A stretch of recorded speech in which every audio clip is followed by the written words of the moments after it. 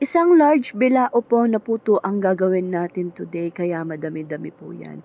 Hindi po tayo nagpa-order ng iba kasi wash day po natin, pero na-injured po si asawa. Kaya hindi po natuloy yung paglalaba natin. Kaninang madaling araw po pala, 1 oras daw siyang nasa banyo. Hindi ko na po alam na may ganong nangyayari na po pala kasi masarap po yung tulog ko dahil nga siguro po sa pagod. Kaya pagdating nating mamalengke, pinasaup na niya ako kay tatay pinatulong na niya ako mamalengke kay tatay. Sabi niya, "Sa mga lambot ko, di ko kayang maglaba." O sige, anong gagawin? Sabi ko, pumasok po siya. Pero tayo po, ayan, tuloy-tuloy lang yung trabaho. Pinagpahinga muna natin siya kasi nanlalambot daw po siya. At ayan po, tayo yung maggagawa ng puto, tayo po yung magsasalang. Since ito lang naman yung pa-order natin. At habang naggagawa po tayo ng puto, ayan, nag-chat si Ma'am Chona na may kailangang ipasa sa school si Rayray. Kaya ayan, to the rescue si Tita Jana. Thank you, Tita Ja. Nag-chat lang po ako sa kanya na magpapaprint ako at saka yung headdress na gagamitin ni Rayray bukas para sa activity nila sa school na reading month. Basta ganun po siya. At ayan, no, habang pinapalamig po natin yung mga puto natin, ayan, gagawa naman po tayo ng ating embutido. Chicken embutido po pala yan. Bali, naggiling po tayo ng 1 kilo ng manok. Tapos, naglagay tayo ng giniling na carrots din po. Tapos, naglagay po tayo ng luncheon meat, chicken flavor po, pasas, pickles, at saka madaming cheese po. Tapos naglagay din tayo ng harina, breadcrumbs, tapos sinangkapan po natin yan ng powdered milk, konting sugar, asin, at saka yung ginasamix po natin na pangmalakasang pampalasa. At tansyahin nyo lang po, naglagay din po pala ako ng star margarine at saka 3 itlog. Pero kulang po yung nilagay kong itlog dyan, dapat po pala 5. At ayan, nagugas po tayo ng kamay bago natin yan haluin. Mas okay po kasing haluin yan ng nakakamay para po siya, well mixed po siya. Well mix! Para pantay-pantay po yung lasa ng pagkaalat niya at pagkatamis at pagkalinamnam niya. At isa-set aside muna po natin yan, no? Papalasahin muna natin yung mga nilagay nating pampalasa dyan. At ayan, na-assemble ko na pa pala yung large puto natin. Ayan, gabundok na mga kasawlo. At ayan po, magbabalot muna tayo ng ating, ayan, embutido po. Naglalagay po muna ako ng star margarine para sa aluminum foil para hindi po yan didikit yung mixture natin pag naluto na siya mamaya, pag na-steam na natin siya. At sa 1 kilo po ng ating nakagawa po tayo ng 8 pieces na tagwa 1 cup po yan. Malalaki na po yan at matataba. Isa sa mga di namin makakalimutan na embutido ay yung nung kasal po namin ni asawa. Yung nagluto po natin noon si Daran Tali po. Yung yumaong tita ko na po.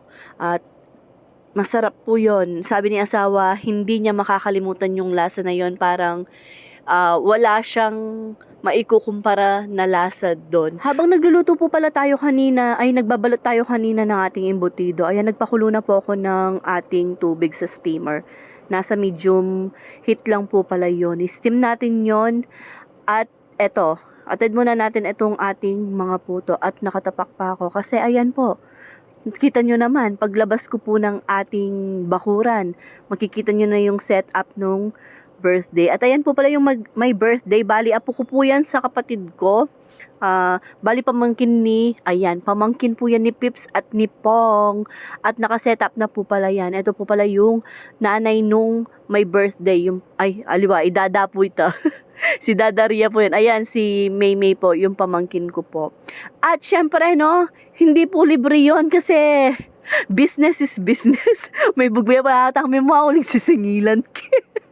At habang nagkukwentuhan po kami ni Kamata, nagtatanong si Dada, nag-i-inquire po ng 341k bundle natin. Pag uwi ko po, chinak ko ulit yung ating tinusak ko po yan ng barbecue stick. Tapos sabi ni ating Malu, pag wala nang dumidikit sa stick, luto na po yan. At tinakpan ko po muna yan at tinayahan ko po muna dyan sa steamer natin. Pero pinatay ko ko na po yung apoy dyan.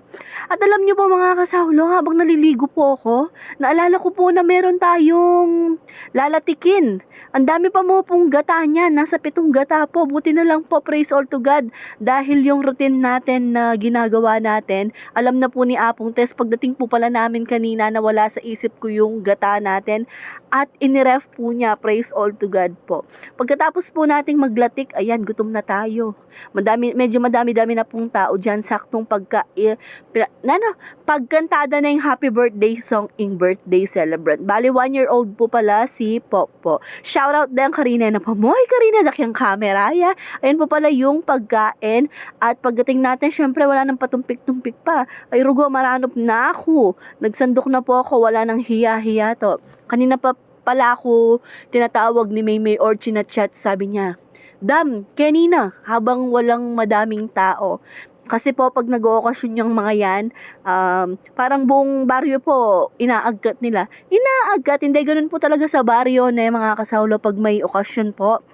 Yung mga kapitbahay po, ini-invite at saka yung mga kamag-anak. At pinagsandok ko na din po pala si asawa dyan kasi nga po injured. Sabi ko nga, iuuwi ko na lang. Pero nakita ko po tong mga batang to na yung pabitin po, meron pa po bang pabitin dyan sa inyo? Dito po kasi sa baryo namin, uso pa yung mga pabitin, mga larong palayok, ganyan pag may birthday. At shoutout kay Kumaring Jepeline, siya po pala yung pinag-video ko dyan kasi umuwi po ako, inatid ko nga po yung pagkain namin ni asawa dahil sa bahay na lang po ako kakain mamaya. Hindi pa ako makakain pag madaming tao, parang nabubusog po agad ako. At ayan no, maloko-loko po yung naglagay po ng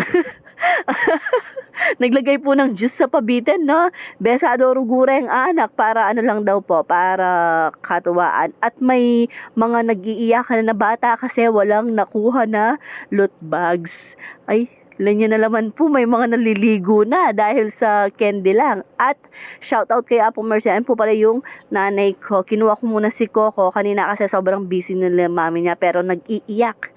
At ayan, nagsample din po pala tayo or nagtikim po tayo dun sa ating ginawang embutido. At pasado naman po kay asawa. Kulang nga lang po sa harina at saka sa itlog. At ayan po, kain po muna ako, no? Kain po pala tayo. Dito na ako kumain para sabay po kami ni asawa.